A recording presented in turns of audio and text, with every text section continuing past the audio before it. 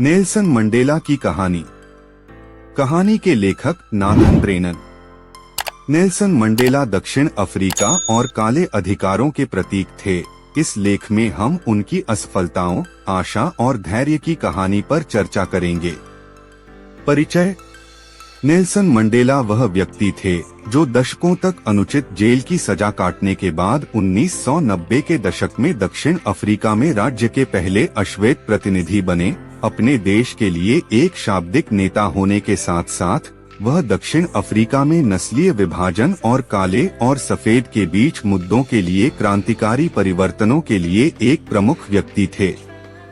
पहले, Nelson Mandela के पिता की मृत्यु उनके जीवन में बहुत पहले ही हो गई थी, जिसके कारण उनका पालन पोषण उनके परिवार के बजाय जोंगिंटबा ने किया था। यह कुछ ऐसा था जिससे मंडेला को अपने शुरुआती जीवन में पालन पोषण और बड़े होने के चरण के दौरान संघर्ष करना पड़ा। अंततः वह दक्षिण अफ्रीका में अश्वेत सक्रियता और नस्लीय समानता के आंदोलन और मानसिकता को आगे बढ़ाने के लिए आगे बढ़े। हालांकि 1950 के दशक में अपनी निर्दोष प्रकृति के बावजूद इस सक्रियता के कारण वह एक लक्ष्य बन गए और उन्हें गिरफ्तार कर लिया गया। अगले आधे दशक में उनकी अदालती कार्यवाही के दौरान ही उन्होंने अपनी पत्नी नोमजामो को तलाक दे दिया, जो नेल्सन के लिए एक दुखद और तनावपूर्ण आधा दशक साबित हुआ। आखिरकार 1960 में भूमिगत होकर दक्षिण अफ्रीका लौटने पर निर्दोष और निहत्थे काले दक्षिण अफ्रीकियों की हत्या के कारण विरोध प्रदर्शनों के लिए अपने अहिंसक संदेश को छोड़ने के बाद गुरिल्ला युद्ध रणनीति के बारे में सीखने में कुछ समय बिताने के बाद उन्हें 5 साल की जेल की सजा सुनाई गई। 1960 में शार्पविले में यह मंडेला के लिए एक महत्वपूर्ण मोड़ था।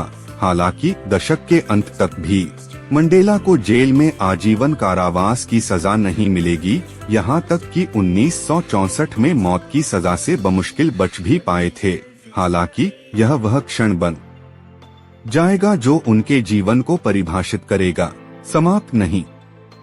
बाद मंडेला एक अश्वेत वकील बनने के लिए अध्ययन करेंगे और दक्षिण अफ्रीकी नेटिव कॉलेज में उत्तीर्ण होने पर वह लक्ष्य प्राप्त करेंगे। इसके साथ ही वह बाद में स्वतंत्रता चार्टर दस्तावेज के निर्माण में शामिल हो गए, जिसने संक्षेप में दक्षिण अफ्रीका के बीच एक गैरनस्लीय सामाजिक लोकतंत्र का आह्वान किया। अंततः जेल में आजीवन कारावास की सजा के बावजूद उन्हें 1990 में तत्कालीन राष्ट्रपति डी क्लर्क द्वारा जेल से रिहा कर दिया गया। उन्हें डी क्लर्क द्वारा एएनसी के उपाध्यक्ष के रूप में चुना गया था और अंततः 1 साल बाद 1991 में वह पार्टी के अध्यक्ष बने, जिससे मंडेला के लिए राजनीति का मार्ग प्रशस्त हुआ, जिसके बाद उन्हें एएनसी की उपाधि प्राप्त हुई। 1994 में सर्वोच्च सम्मान, जब वे मानसिक और शारीरिक रूप से इतने वर्षों के संघर्ष के बाद दक्षिण अफ्रीका के राष्ट्रपति बने। वह पूरे दक्षिण अफ्रीका में शांतिपूर्ण गैरनस्लीय लोकतंत्र लाने का प्रयास करने के लिए एएनसी में अपनी भूमिका और राष्ट्रपति के रूप में अपनी भूमिका दोनों का उपयोग करेंगे। अंततः उन्होंने दक्षिण अफ्रीका के राष्ट्रपति के रूप में दूसरा कार्यकाल न लेने का फैसला करते हुए 1999 में राजनीति से संन्यास ले लिया और अपने देश के प्रतीक और दुनिया भर में अश्वेत समानता के प्रतीक के रूप में सक्रियता और प्रतिनिधित्व का जीवन व्यतीत करेंगे। 2009 में उनके नाम पर एक दिन रखा गया, जिसे संयुक्त राष्ट्र ने नेल्सन मंडेला अंतर्राष्ट्रीय दिवस के रूप में मान्यता दी, जो हर साल 18 जुलाई को मनाया जाता है। अंततः 2013 के अंत में नेल्सन का निधन हो गया। वे एक पूर्ण जीवन जी चुके थे और अपने पीछे एक प्रतिष्ठित विरासत छोड़ गए थे, जो न केवल दक्षिण अफ्रीका में बल्कि पूरे विश्व के लिए लिंग, नस्ल की परवाह किए बिना नस्लीय समानता और मानव समानता के सबक के रूप में हमेशा जीवित रहेगी। रंग, विकलांगता या कुछ और जिसके कारण किसी को अलग समझा जा सकता है, हम सब एक समान ही हैं। हम सभी इंसान हैं और यही वह संदेश है जो नेल्सन मंडेला का जीवन अपने पीछे छोड़ गया है। आप जिस चीज पर विश्वास करते हैं उसके लिए लड़े। मंडेला ने अपने जीवन का अधिकांश समय अपने देश दक्षिण अफ्रीका में अश्वेतों और नस्लीय समानता के लिए संघर्ष करते हुए बिताया और अनगिनत असफलताओं के बावजूद देश में नस्लीय समानता हासिल करने के अपने लक्ष्य से कभी नहीं डिगे, खासकर तब जब उन्हें सबसे बड़ी असफलता का सामना करना पड़ा, आजीवन कारावास। 1990 में जेल से रिहा होने के बाद भी और 1994 में दक्षिण अफ्रीका के राष्ट्रपति के रूप में चुने जाने के बाद भी वह अपना जीवन दक्षिण अफ्रीका में नस्लीय समानता के लिए समर्पित करना जारी रखेंगे। परिणाम की परवाह किए बिना उन्होंने कभी भी उस चीज को नहीं छोड़ा जिसमें वे विश्वास करते थे, उसके विश्वासों के बारे में, और वे उसे न्याय की राह पर कहां ले जाएंगे। हमेशा सकारात्मकता की तलाश करें। जब मंडेला को आजीवन कारावास हुआ तो वे आसानी से आशा छोड़ सकते थे और अपने दुखों में डूबे रह सकते थे, और निश्चित रूप से कई मौकों पर वह जेल में उस खाई में गिर गए होते।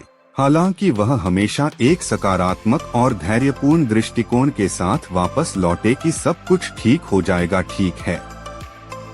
वह जेल से सकारात्मक रहने के लिए अपने परिवार की आशा का उपयोग करेगा, अपने बच्चों से अलग होने के बावजूद लगातार एक सक्रिय पिता बने रहने की कोशिश करेगा।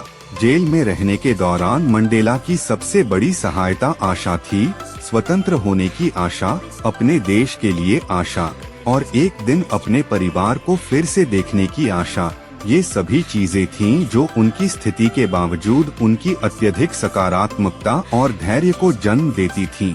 यह काफी हद तक उन योगदान कारकों में से एक था जिसने उन्हें जेल में उनकी अधिकांश सजा से बचाया।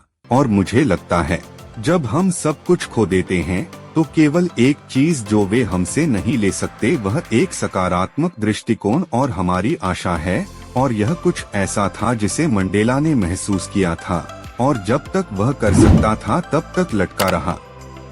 अंत में नेल्सन मंडेला मानवता के लिए एक प्रतीक हैं और एक ऐसा जीवन है जिसे आशा की किरण के रूप में सीखा जा सकता है और सीखा जाना चाहिए कि कोई भी तब तक कुछ भी हासिल कर सकता है जब तक कि वह अपने आसपास की दुनिया के आगे झुक न जाए। वह नस्लीय रूप से अन्यायपूर्ण दुनिया में नस्लीय भेदभाव और नस्लीय काले समानता के लिए एक नेता और कार्यकर्ता थे। वह दक्षिण अफ्रीका के लिए एक प्रतीक थे और एक ऐसे व्यक्ति थे जो राख से उठकर अपने देश की सबसे ऊंची कुर्सी पर पहुंचे।